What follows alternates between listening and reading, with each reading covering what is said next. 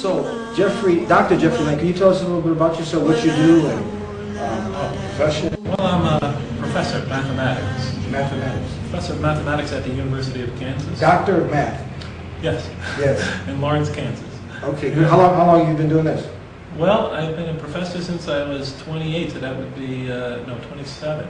So that would be 26 years. 26 years. We brought you on the show because we're interested. We want to know your story. Why you chose this beautiful way of life of Islam. But before that, you tell us a little about your history. You were born in America, in the States? Yes. Yeah. 1954. 1954. Yes. All right, long time. Yes. Yeah. So what way of life? Not that long. Yeah, I'm not ready for the grave necessarily.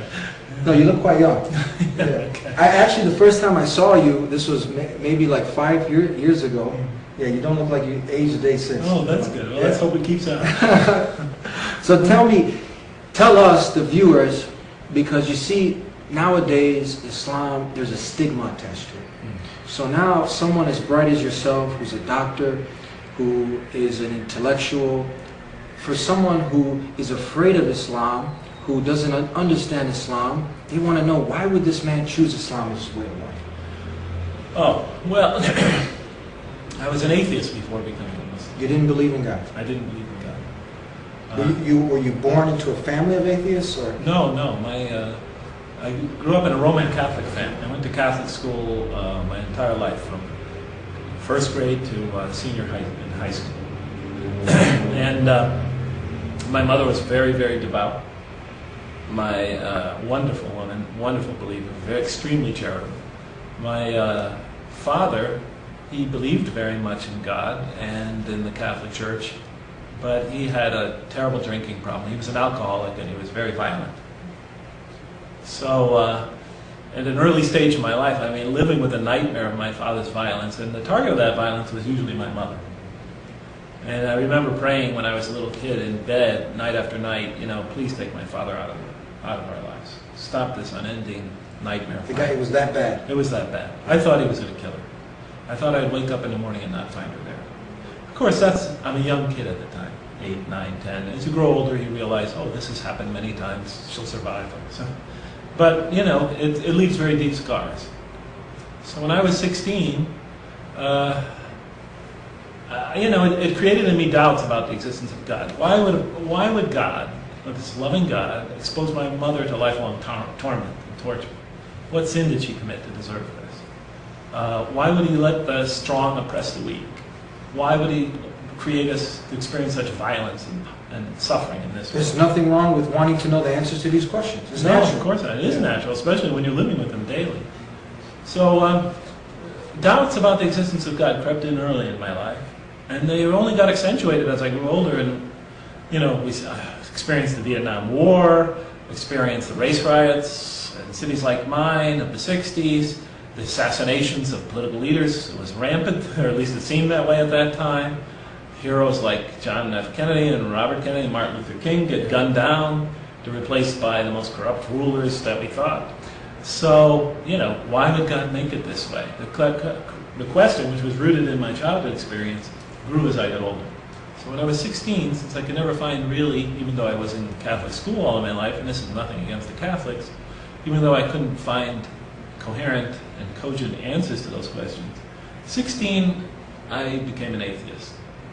You wanted to know why the weak were getting oppressed by the strong. You wanted to know why all this corruption, these in society, and you were looking for answers, and the way of life you were brought up to didn't answer these questions. You have to remember, I'm going to Catholic school every day, and this is not against the Catholics, but I have many other things going on in my life. I'm exposed to religion every day. What about Christianity? I mean, we understand Christianity, Catholicism has the same kind of creed that Jesus is God, He's the Son of God, He's 1 in 3. So what if someone says, well, you were in the wrong faith, why didn't you choose Christianity? Were you exposed to that at all? Yeah, well, I was a Christian at the time. Yeah. I mean, I was a Christian as I'm a Catholic. What's the main difference? Tell us, for the viewers that might not know. What's the difference when you say Catholic and Christian? It's just a branch of, it's a sect of Christianity. It's a sect, so you were a Christian? Yes. It's just a sect of Christianity? Yeah, it's the largest sect. It's the largest, okay. Yeah, just in so the world. All right. So, I'm exposed to religion every day. It's part of my life because I go to school every day, and on weekends I go to church. So I have that going on. Meanwhile, I have these big questions looming in my life. Why would God create us here to suffer if He's supposed to be an all-loving God, as I was taught? So I have these contradictions in my life. My mother, the most saintly woman I've ever known, is suffering this violence and abuse of my father. And sometimes us children also experienced it. And why would God do that? Why would He let innocent people suffer at the hands of more violent criminal people? Why wouldn't a perfect God create a more perfect world? Where does evil come from? If everything comes from God, then evil comes from God.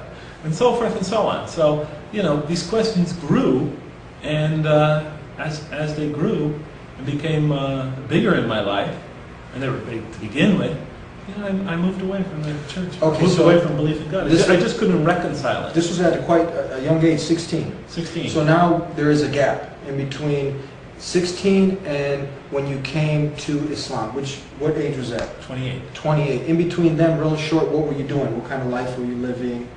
Well, I just went out and lived my life. Yeah. So I tried to live a good life. I thought that, I didn't think that religions were totally invalid in the sense that the values that they preach were bad. I thought the values that religions preach were good. I was a humanist. I believed that, a life becomes worth living, becomes more enjoyable, becomes more serene and peaceful, the more you reach out to other people and help them.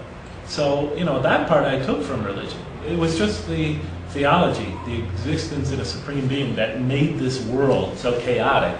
That part I could never accept. Now, we as Muslims, ones who surrender and to submit to the will of the Creator of the heavens and the earth, we know at the end of the day that there's a light at the end of that tunnel. Through all the struggle and the hardship, there is hope at the end of the day. But how did you, as an atheist, one who didn't believe in God, was there hope at the end of the day? Was there light at the end of the tunnel when you would hit rock bottom? And did you ever hit rock bottom that you were like, who would you call out to? Who would you, when you're alone in your room, it's pitch black, or you just came from a hard day, the world's on top of you, you feel like it's going to crumble over you, who do you reach out to? Who did you reach out to?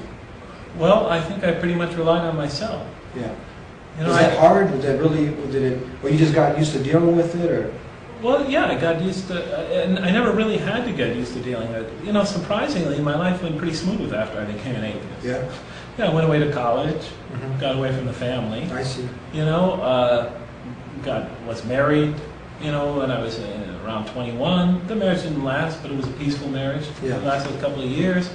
I was very successful in school. Went to graduate school. Yeah. Did well there. So nothing really went badly, and but I assumed that if something did go badly, that was just one of the accidents of life. So where the shift now? If everything was going smooth, you're going to school, then how the shift? Why the shift? Oh, from being an atheist to now discovering this way of life, Islam. yeah. How did this turning point happen? Well, when I finished graduate school at Purdue University, not too far from here, I went to my first teaching job, which was at the University of San Francisco. And there I met some Muslims, a nice family. They sort of adopted me and vice versa. Yes. And I used to discuss these issues and these questions with them. And they had a very difficult time answering them. Yeah. And so one day, they gave me a copy of the Quran as a present, with the understanding that they couldn't answer the questions. But, perhaps if you're still interested in looking, you might look in here. Yeah. They were really not the type to try to convert somebody, and I didn't feel that was their motive. If I did, I probably would have shied away and not ever seen them again. But it was like a peace gesture, It was their sincerity in just trying to give a gift. Right. We can't deal with these questions. We have no idea how to answer them. Yeah. But this is our scripture. If you'd like to look in there to learn more about Islam.